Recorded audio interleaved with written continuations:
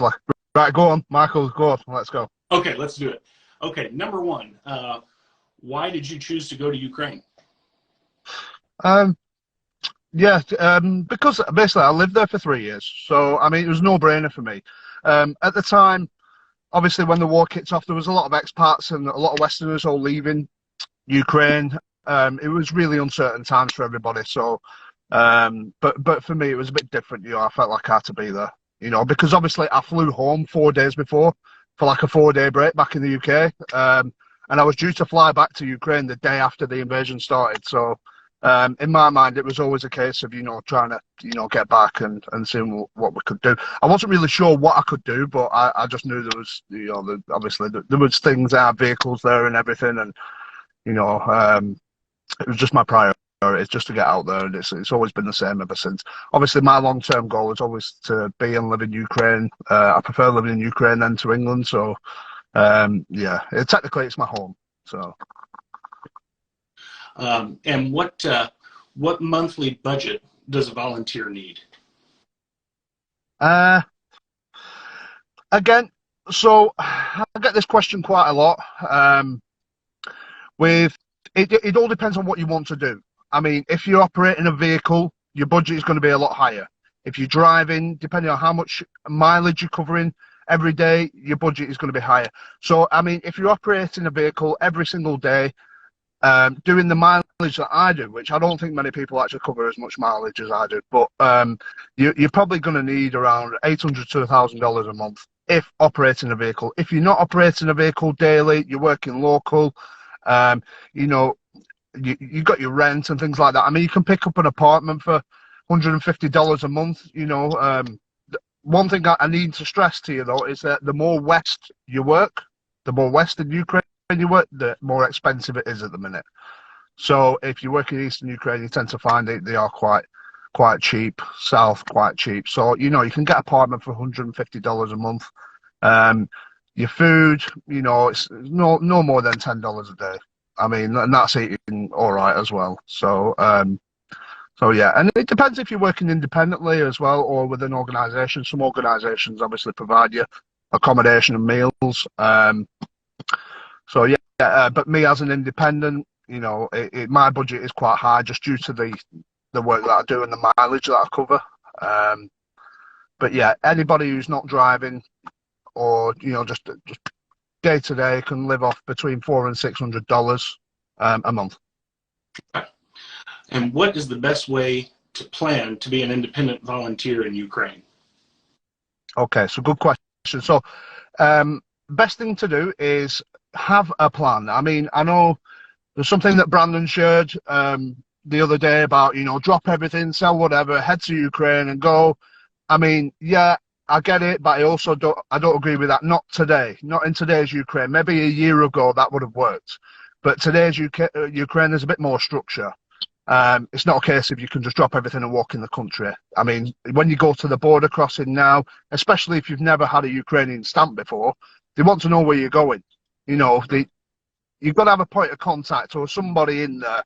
I mean, not every border guard is like that. I mean, sometimes you'll just walk straight in. But you do get the odd one. I mean, for example, when Cora came for the first time, it was like, where's she going? She's never been to Ukraine before. So, they wanted to see a letter of where she was going. So, but for me, obviously, I've got stamps going back 3 years in Ukraine before the war and everything. So for me, it's a bit, I'm on the system, I can just go straight in. But if you want to plan to be an independent volunteer, the best way to go about it is just to follow organisations, make some links via Instagram. I'm always here to help people. I will help anybody who wants to help Ukraine, no matter what. I mean, if you're a bit weird and stuff, I might keep you at arm's length, but I'm pretty good at spotting the weirdos. So, and Ukraine does attract the weirdos as well. But yeah, best thing to do is follow some organisations, link up with them, support organisations from home, and just see and have a plan, and then when you come, you're not going to be stranded. You're not looking for friends. You're not looking for somewhere to stay. You have a plan. And just have some money. One thing I do say is just have a bit of money. And in English money, I'm going to say just have at least £1,000. You know, you need to have enough to get that flight home, just in case it doesn't work out. You know, and the pound goes a long way in Ukraine. So, you know, and that's what I say to everybody: just have some money and have some friends, and that's it.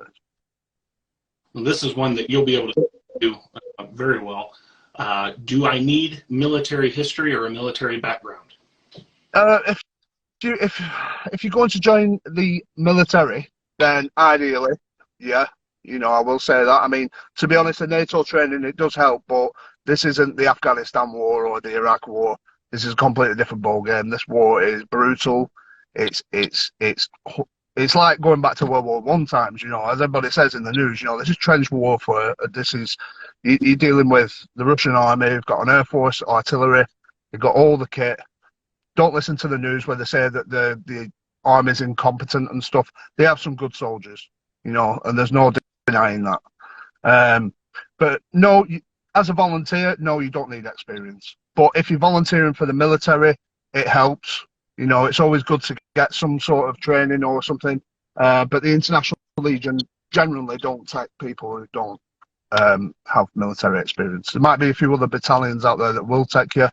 But again, you know, if you're just doing the humanitarian volunteer side, no, just do your research, and that's all. That's all I can say. Sure. What would you recommend bringing to Ukraine for myself and for others? One questioner asked. Okay, so ideally, if you've got a vehicle, you know, a vehicle goes a long way. One thing they are short of is drivers. You know, anybody can be a driver in Ukraine. You know, there is a lot of cars on the road, a lot of Ukrainians that drive and everything, but not everyone's got money to be able to run a car and deliver aid and be a volunteer. You know, obviously the cost of living is quite low there, which means the wages are quite low.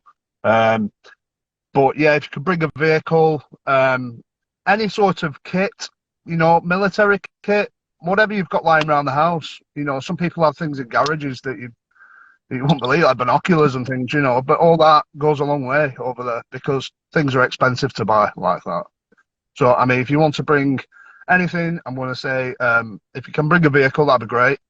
If you can bring any sort of decent, good quality clothing, camping gear, anything like that, medical gear, if you can get good quality medical gear. I mean, sometimes it's always good to reach out to your local health centres like I do. You know, the amount of health centres now in England and north of England that ring me up with things for me. You know, I've got another 6 boxes to collect today. And, you know, that's just by reaching out to people and stuff, you know, and you do get it. People want to help, and that's a good thing. Outstanding. Let's see. Can you tell us about the best and worst situation you've been in your time as a volunteer? Yeah, so there was a little video that I shared the other night when I broken down. I think that was a bad situation. That was. I wasn't in any danger though. You know, I was broken down. I was in the middle of nowhere. But in terms of being in the danger zone, yeah. When I did the delivery to the children's hospital in Chernihiv, which was practically surrounded by the Russians, so I went there on my own. You know, driven down. Basically, Ukrainian army told me not to go, and basically what I did, I took my license plates off my van because they're English, and give them my passport, and I went. And luckily, there was just nobody there. There wasn't a case there was Russians there or Ukrainians there. There was nobody there. So when I rolled up to this children's hospital, I drove about 10 kilometres down this like wooded area, and I rolled up to this children's hospital, and there were just people like peeking out the windows at me, you know. And then next thing, they all come running out, and all the windows like were kind of boarded up on half the hospital and stuff. It had been hit really bad by shelling, so. But I knew if I didn't get to that hospital, them kids were going to die. That's the reality of it. They had till I think about Friday to live with the medications and stuff that they have. It's a special hospital for kids that have never actually left there. They've been there all their life. They'll never leave, but they could have been moved either. But they had no power or anything. The medication wasn't getting there. Everything was cut off, and it was a bit of a special delivery from London, so to speak. That you know that they made that happen. So yeah, that was probably the worst. But that is my biggest achievement in Ukraine. I got out of there. I think the Russians might have spotted me because, the shelling started, and I managed just to get out unscathed, absolutely fine. Um, but back then, there was poor communication between the Ukrainian army and stuff. Like I said, everything was all over the place. So nobody could really foresee what that road was like, who was where, or anything like that. But it's not something that I'll do again. Definitely not. I think now I sit back and I look at the reality and the situation that I put myself in that day. Yeah, silly. I will never do it again. But just out of but the best thing that I ever did was I was living in a village just outside Zhytomyr, and we used to go to Makariv and Bucha and places like that. And obviously, at that point when we went there, the Russians were actually still on the outskirts. So, and when we arrived, we had all the good stuff. Do you know what I mean? Like, we went all out. We spent a lot of money in Rivne getting the good stuff. And there was like other organisations there and stuff that were giving out food, and the food they were giving out wasn't very nice. I was looking at it and I was thinking, a lot of these people, they've just gone through occupation, they've had their houses blown up, their relatives killed, and then they were like kicking him out when he's down. So obviously when we turned up, we had all the good stuff, like all the meats, the cheese, we had the vodka. I actually paid money. I got some cigarettes and stuff, and everyone just like came to our van, and ever since, like, everybody remembers me there now. So in Makariv, so everybody remembers me. When they see my van, everyone's waving, giving me pictures and stuff. So Makariv, like, is a village just outside of Bucha, and they, that place means a lot to me, obviously, because it's quite personal to me now. So obviously, I support quite a few people in that village now, especially Olga. You might have seen her on my posts, but I support her personally, from my own pocket and stuff as well. So yeah. I'm just curious, the amount of supplies you were able to take to the children's hospital. How long did that give them? You said they could last till Friday. How much longer were they able to operate? Do you know something? I don't actually know, and I'll tell you what happened was. So I received a phone call from down south in England just one night, and I've explained this story, I think, to Brandon.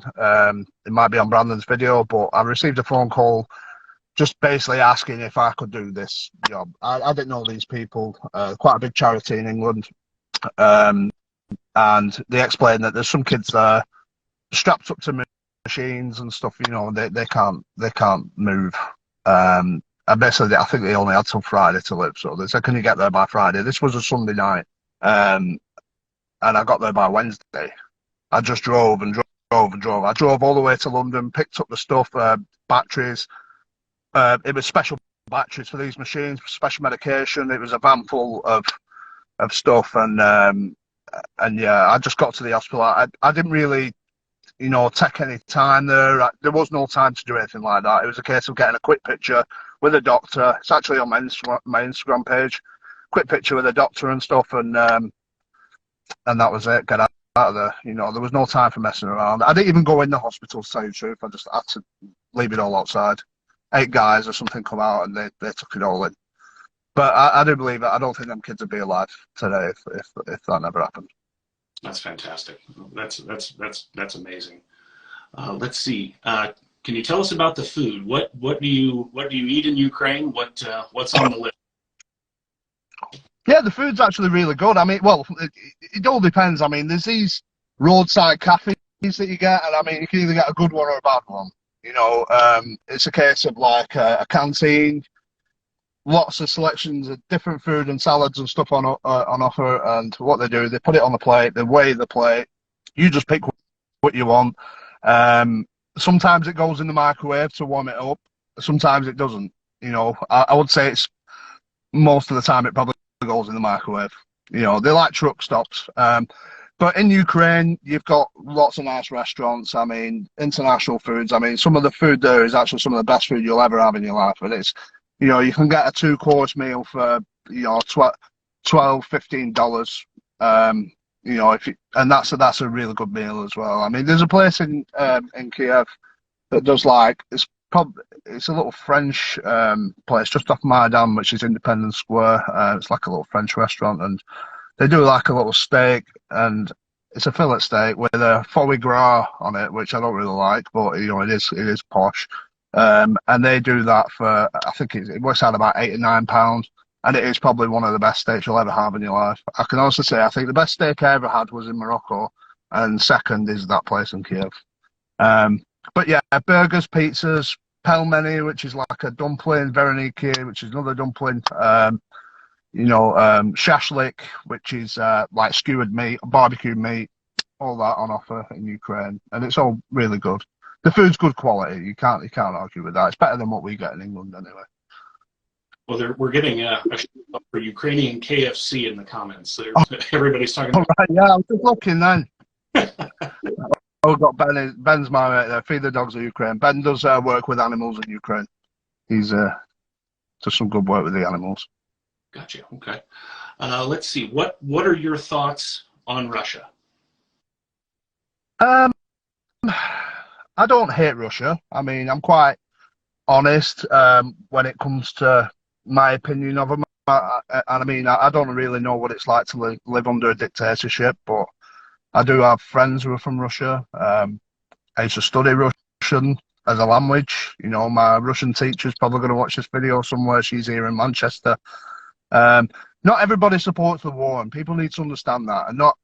And it's not easy living under a dictatorship. I mean, I've got a friend in Russia now who's an Englishman. He supports me a lot. He has a lot of properties in Donetsk with his wife, who's Ukrainian, on the other side, DPR territory. And he speaks to a lot of the soldiers and stuff. And a lot of them are just there by circumstance. They don't really want to be there. A lot of people in Russia don't have a choice other than to go in the army. There's nothing else to do. You know, it's the only way they're going to eat. And people need to understand that, a lot of that, a lot of that's a difficult situation for them people. And I kind of see the war from both sides. Obviously, war crimes and what I see and stuff like that, it can't be forgiven. And I don't think I'll ever forgive them for what they've done and what I've seen. But in terms of Russian people themselves, I don't hate them, but I think they're just really behind the times. But, the propaganda's instilled in these people's heads from a young age. They're trained to hate the West. I mean, we get propaganda ourselves. We get told that Russia's the big bad enemy all the time. We have done all our lives. You watch films and stuff, it's always the bad Russian. It's always the Russian with a nuclear bomb who's going to kill us.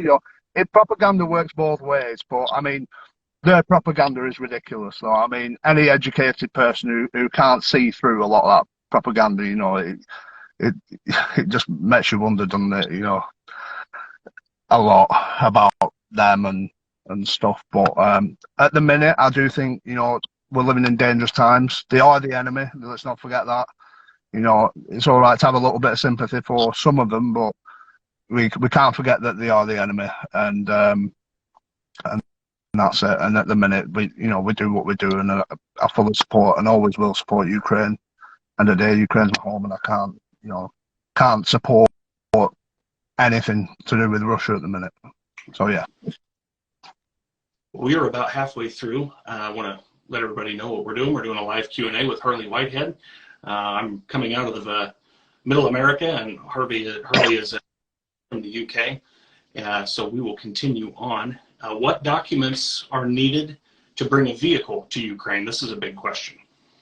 Yeah, it's a really good question. So you definitely 100% need your registration document for the vehicle.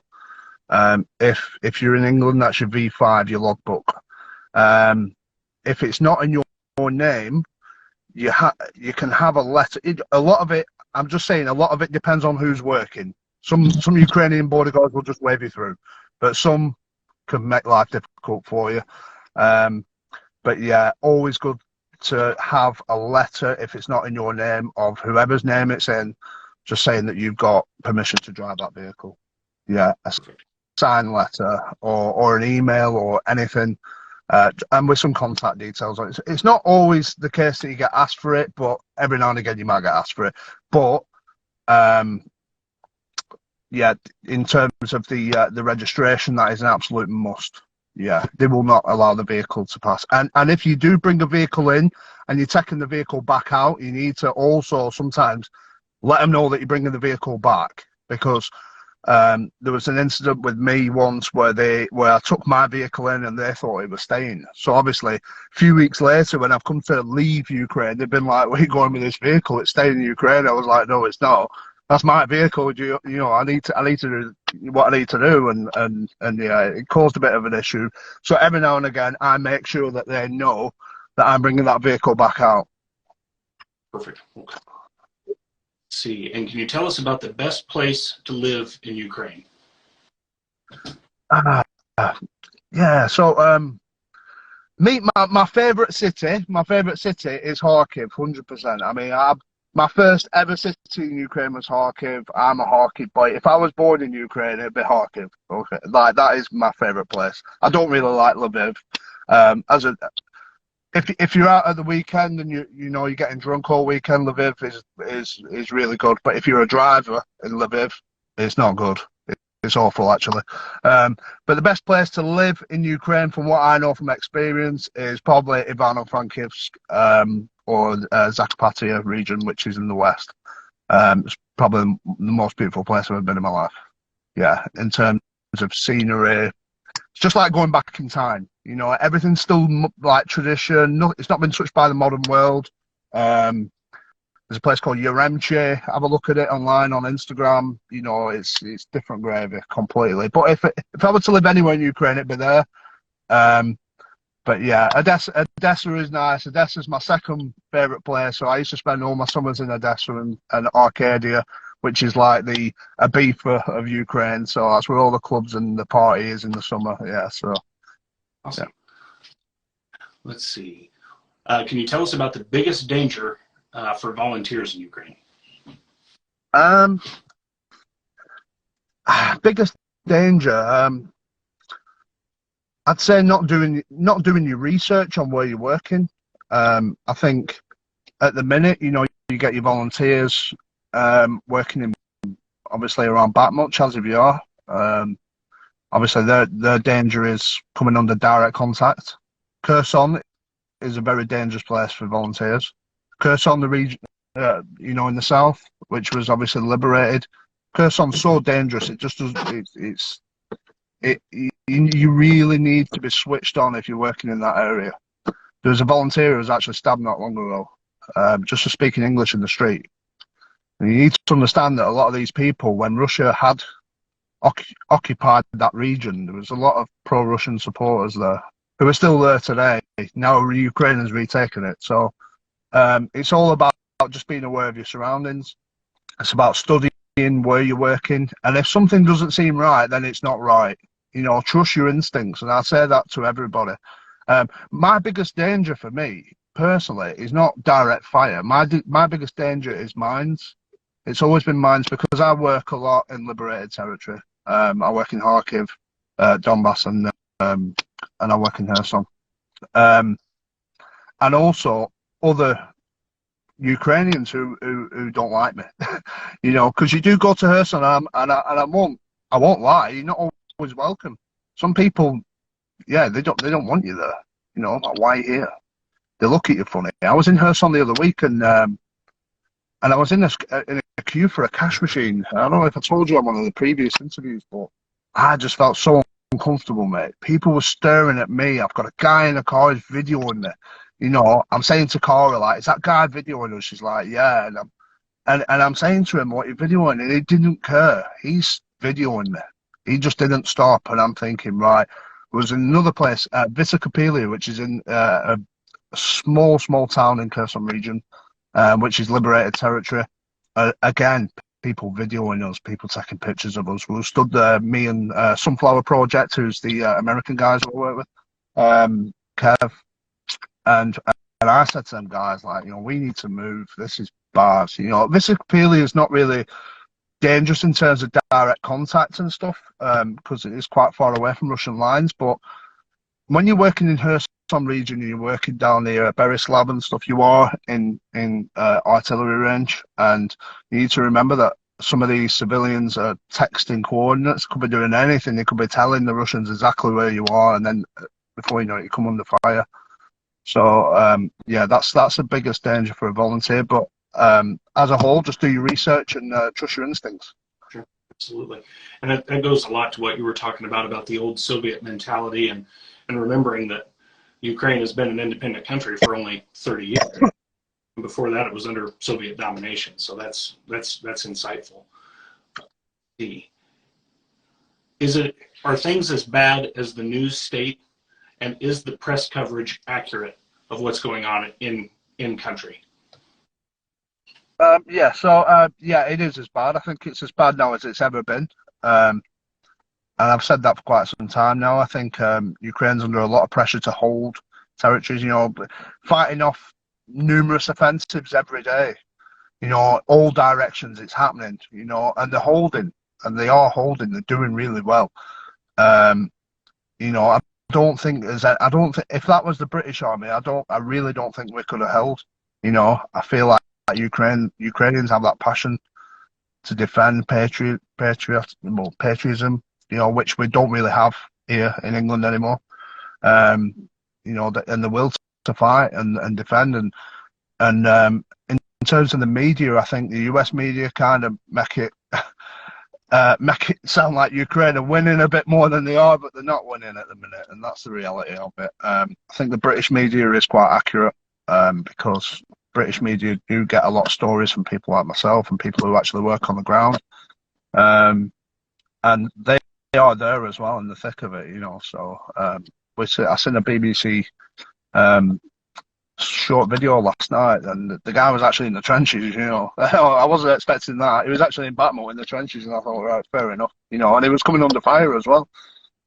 So yeah, I think in terms of the war as it is at the minute, Ukraine is not winning. I don't think Russia's making little gains, and you know it is, and you know, doing the attacks that they've been doing all the way through the war from the air. But yeah, I think in terms of the media, it is quite accurate from the British side. American side, it's a bit more blown out of proportion. In terms of them saying that Ukraine's winning, it's not. But things will change. Things will change. We've got a counter-offensive coming up. So I seen an article last night that Ukraine's got 60,000 troops ready for the counter-offensive, which is going to be big. Well, I actually just sidebar. I actually talked yesterday with a Ukrainian soldier that's training out of country. So same feelings. Let me ask you, Harley, is that part of because I think it's the same way here. Is that part of the mystique that surrounds the conflict in Ukraine for those of us that have stayed, and it's kept the public's attention? Yeah, you talked about the lack of patriotism is in the UK. Is there and the old school style of warfare that's being fought? Not that there's anything glorious about war, but is that something that's drawing people to see this kind of sacrifice that we know that we are capable of deep down, and here we're seeing it, and these people are living it and doing it? Is that part of the mystique that keeps people's attention? Yeah, I think so. Yeah, I think you know, we've not seen this sort of patriotism or bravery for a long time. You know, it's gone, hasn't it? There hasn't been anything like this since World War II. You know, there's been nothing this big, and to see Ukraine fighting off such a big enemy. I mean, look at the map, look at the size difference of the two countries. You know, and to see them fighting and holding on. You know, it's as horrible as war is. It's nice to see that patriotism again. You know, even me, I wouldn't say I'm a massive UK patriot, but I mean, we haven't really got much to be patriotic about at the minute. To be honest, our country's a mess, but it's just nice to see that and see people fighting. And I think that's what gives us volunteers as well more, you know, courage and morale as well to carry on. You know, and we look out for each other as well. I mean, even me now, like I do what I do for the soldiers, you know, and I do what I do for my other volunteers, like you know, my friends and you know, Brandon and Ignat and you know, Swampy. You know, I do whatever I can for that, because we've all got that thing in common, and that's that, you know, determination to get things done. and it spreads as well. You know, between from the army to us volunteers, it spreads to us. So you know, and I think that's why the strong volunteers are still here. You know, the ones who are strong, the ones. I mean, if there's any volunteer who drops out now to this day, it's probably just due to funding. It's nothing else. Do you know what I mean? Or something's happened. Someone's having a baby or something. You know, like that. That'll be the only reason why any of us volunteers now would drop out at this point. Yeah. But in terms of patriotism, yeah, yeah, I can't knock it at all from Ukraine. Absolutely. No. They said that a leader from your country's past, Winston Churchill, mobilized the world by mobilizing the English language. And I think the Ukrainians have done that through sheer will, grit, and determination. Yeah. So Absolutely. let's see. What are the prices for accommodation? Hotel stays, hostels, so on. Okay, yeah. So as I said before, the more west you are, the more expensive it is. You can get a hotel. I'm trying to switch between dollars and pounds, but I mean, for our audience here, but you can get a hotel from between £5 to £25. You know, the accommodation is very cheap. I mean, if you go to like a roadside motel, which are actually all right, you know, they're pretty decent. Standard rooms, some of them are actually better than the hotels that you get in Kiev, and they tend to be around £10 a night. Yeah. So it works out around 500 hryvnia for 400 and 600 hryvnia, around that. Yeah. And can you tell us how much you carry? Obviously, you're the Ukraine Express with all the miles that you log. So how much fuel do you carry, and how often would you have to stop to fuel up? I try and carry a full tank if I can, especially when going around the east. One thing that I do, and I think people need to be aware of this as well, especially in winter, is use winter diesel. If you don't use winter diesel and it gets really cold, you can have a really big problem. And it's just a little bit more expensive than Euro diesel, like you know, your standard Euro diesel. But yeah, use your winter diesel. But I tend to try and use a full tank if I can. Obviously, it makes the van more heavier, but at least I know I'm not going to be stuck for fuel. In the early days of the war, there was no fuel anyway. You could drive from Lviv to Kiev and not see any diesel at all. So we used to have these guys in the villages who used to go and fill up for us where they could, because obviously some people got wind of where the fuel were, you know. And there was like a limit as well for quite a big chunk of the war. You could only fill up like 20 litres, I think, at a time. Some petrol stations, I think, were 10. But in Ukraine, just one thing you need to remember as well, if you are thinking of coming and bringing a vehicle, is cheap diesel isn't good. You know, I stick to 2 or 3 garages, WOG, OCO, or SOCO. I don't use any other, and the reason being is because the fuel quality can be really shit. You could be changing your fuel filters quite a lot. I think Sunflower project, they've gone through like 5 fuel filters or something since the war started. Yeah. Sometimes you just don't have a choice, but if I have to fill up, you know, somewhere, and you know, they're the 3 garages that I use. Also, they do all right food as well. There's Wog Dogs. It's like these hot dogs that basically volunteers live on. That's pretty much what we eat. I should have mentioned that in the food bit, but yeah, in the food topic. So I did mention it actually, but we all live off these hot dogs. But the best garage and petrol station for the food is definitely SOCO, though. They have a good range and it's all fresh and it's nice.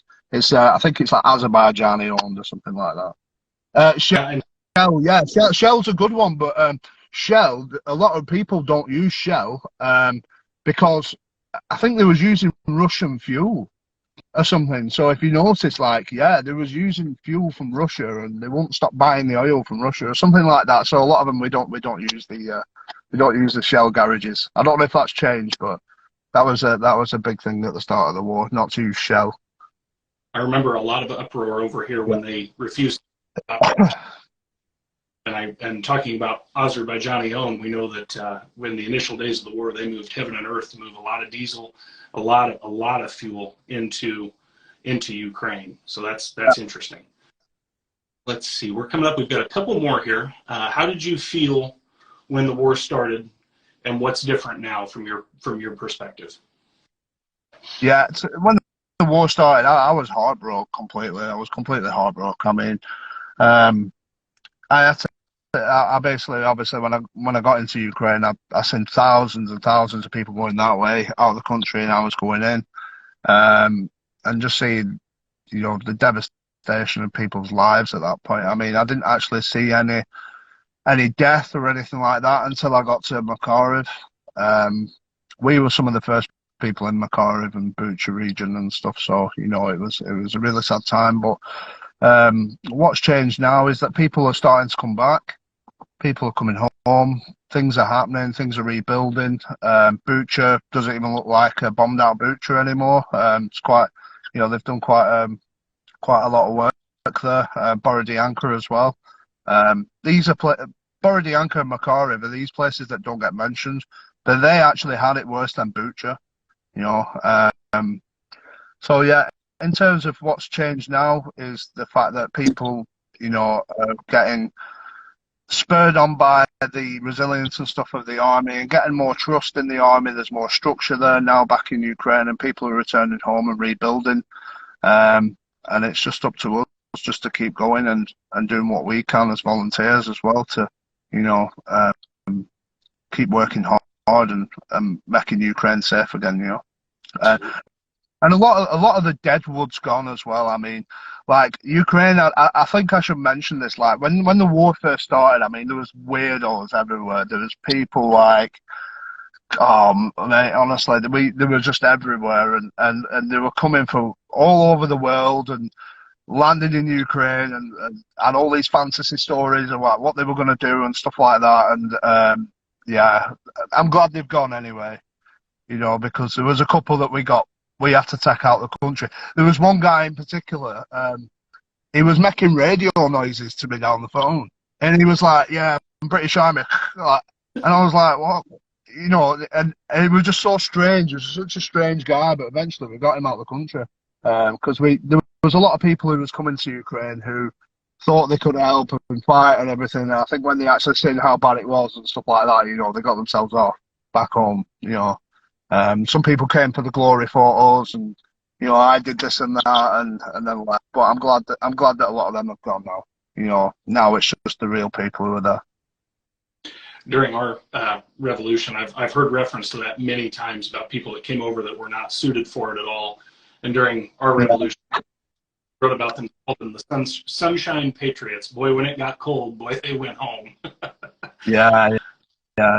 Well, I'm just glad. I'm glad we managed to get rid of them in the end. I think nowadays as well, we can smell these people a mile off. Even as volunteers. I mean, we have our own little network of. Well, I say little. It's quite big actually. Of all communicating with each other. We all kind of, there's only certain people who can get in certain groups who've been vetted and stuff like that between us all, and yeah. So I kind of suss a lot of people. I don't really recommend people to anybody anymore. We've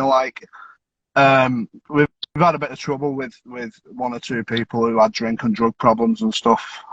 We've recommended them to join certain organisations and stuff, and it's gone really bad.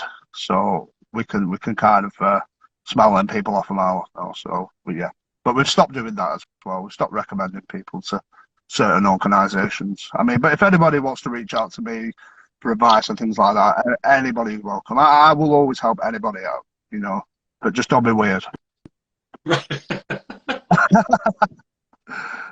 We've got our last question here, and I'm going to have you expand on this a little more because I know you've got some good news on this front, on the EOD side. Will you carry on doing starting EOD, and will you be getting more volunteers? And if you could, the good news that you've had talking about demining with drones, I know that's been a huge thing you've had going on. If you want to expand on that, give us the good news there. Yeah.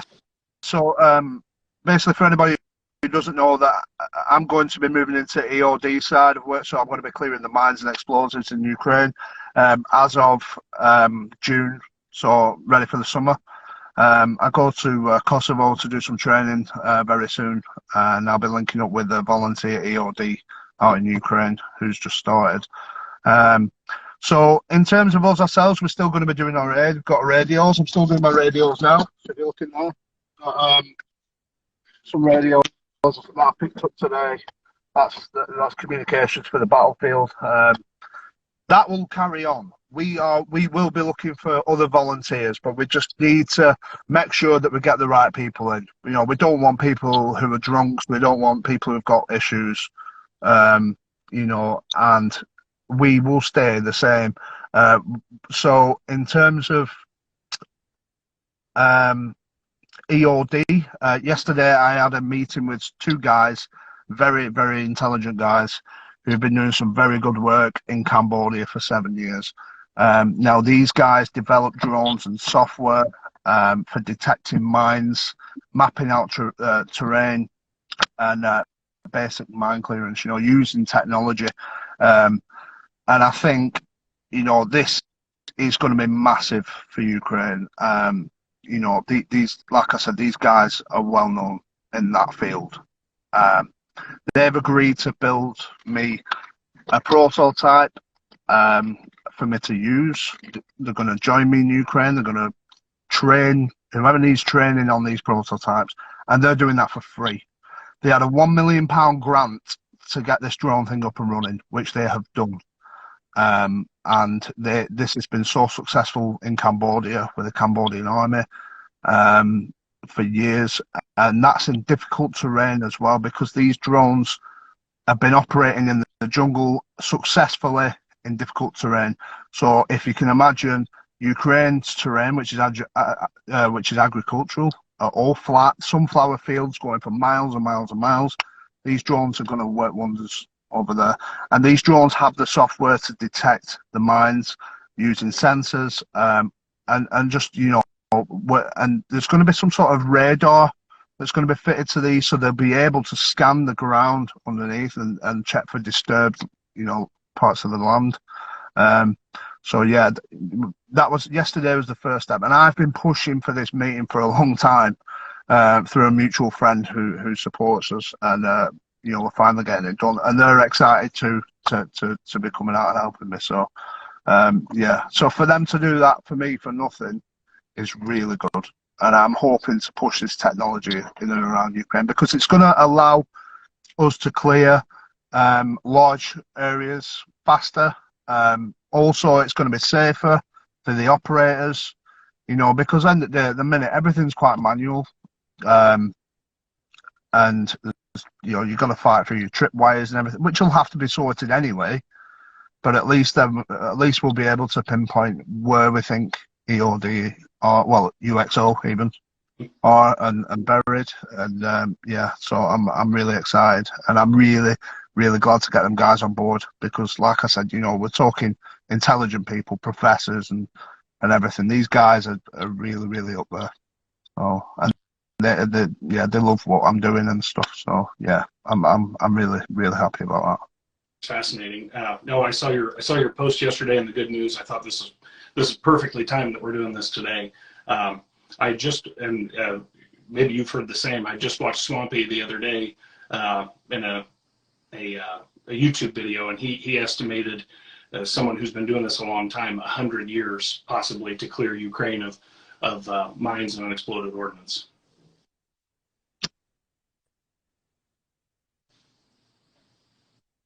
Yeah. So, I mean, to be honest, if you go there now, I was in Blahodatny, which is in Kherson region last week, and there is mines and unexploded ordnance everywhere, apart from the roads. They've managed to clear the roads, which is good. Now, I spoke to Markian the other day, who obviously does the EOD in Ukraine, and I just asked him, I said, how come you haven't started clearing the sides yet? And he just said, we're just waiting till spring, you know, waiting for the weather to clear up a little bit. You know, a lot of things are frozen into the ground and stuff. You know, there's always that chance the Russians might come back, you know, so if anything, you know, they can step on their own things then, and that'll slow them down as well. So I mean, there's no big rush to get the fields and stuff cleared. So far, it's just mainly the the roads and supply routes and stuff. It's about making them safe at the minute, and then going from there. So yeah, I'm looking forward to getting started. I mean, we are trying to raise money for a 4x4 at the minute. So, we are just trying to fundraise alongside our normal work. So it is difficult, but I'm quite confident we'll do it with the right support and stuff. And like I said, our work in Ukraine is always going to be long term. Like, Ukraine's my home. I'm an expat. Like, so yeah, I've no intentions of disappearing after a year or anything like that. For me, it's going to be a lifetime service and a very rewarding one. I think what I'm going to do is do my level 1 and 2 in Kosovo, and then I'm going to go to Ukraine and do my volunteer work and get some experience and stuff before I go back for my level 3. And after I get my level 3, I'll be able to do work as an instructor as well as out on the field as well. So, I've got big plans as well, personal plans, and like I said, everything is quite personal to me over there, and I'm quite determined to get things done as always. No one really works harder than me out there, I'm telling you. As I always say, Michael, all the time, I'm always on other people's schedules because I'm always ready to go. Nobody works harder than me out there. I don't care what anybody says. Like, I literally, my life, my whole life is dedicated to Ukraine. Completely. I think that's great, and I think everybody that has seen you in action and listened to you talk, we see your passion. We know how hard you're working. And I think it's safe to say that everybody that's tuned in, everybody that's going to see this, once they get to hear Harley Whitehead talk about Ukraine, they're going to be proud of Harley Whitehead. So, yeah, hope so. Yeah. And I don't sleep, Kathleen. Kathleen knows I never sleep. I'm constantly working all the time, even in the UK. Like, honestly, like, people might think that I'm in the UK, I'm having some time off. I'm more busy in the UK than what I am in Ukraine. And that is the truth. Honestly, I'm trying to fundraise. I'm picking up stuff. Even today, I've been to Liverpool and back this morning. Yesterday, I was at the meeting. I was in London the day before that. And I've got to go to London again. And I'm trying to find a 4x4, one that's going to be suitable for the job as well. And it's just a case of just trying to make that happen. And like I said, we're making waves anyway, and I'm proud of where we are and what we've done so far. Absolutely. And we're going to your pages where people can donate. As you said, you're trying to raise funds for a 4x4. In concert, a lot of great effort by you and a lot of people that have watched our interviews and know your effort. Yeah. There's some funds to get you the training. Let's put together some funds to get you a vehicle. Thank you. Hey, just to hit feed the dogs of Ukraine. We went to sleep at 2 a.m. and you woke me up at 7. He was actually driving in Ukraine with me last week. Okay. And he knows, like, I non-stop me. Like, I survive off no sleep. Some nights I have 2 hours sleep. Honestly, I'm back on the road. But yeah, thank you for that. And yeah, I really appreciate the interview, and I hope the interviews help some people out there who are thinking of coming. I always say it will change your life. And for me, it's changed my life completely. The whole volunteer scene, it's completely changed my life. I mean, even now when I come back to the UK, I kind of see things a lot differently. It's hard as well going from a war zone to a safe place all the time. It can be quite difficult, sometimes in the same day. I can be in Lviv and get to Manchester in the same day. And it's just so weird, sometimes. But what you tend to find is that after you've experienced the war and what when you come home, you appreciate the little things, and you tend to find you don't have anything in common with anybody here. Like, even my friends now, like, I don't really have much in common with anybody anymore. The people who I have stuff in common with are the people who support Ukraine and support me online, And I have got a lot of friends now all over the world, which this time last year I would never have had. And we all are quite close-knit as well, so it's good, and it's benefited my life quite a lot. It's just a shame that it's took this to benefit my life, if you know what I mean. No, absolutely. Brandon said something in the first interview I did. Brandon said it's a shame that it's taken something like this, and he said it's quite beautiful. He said, but it's a shame it's like this to pull together a group of such good, like-minded people.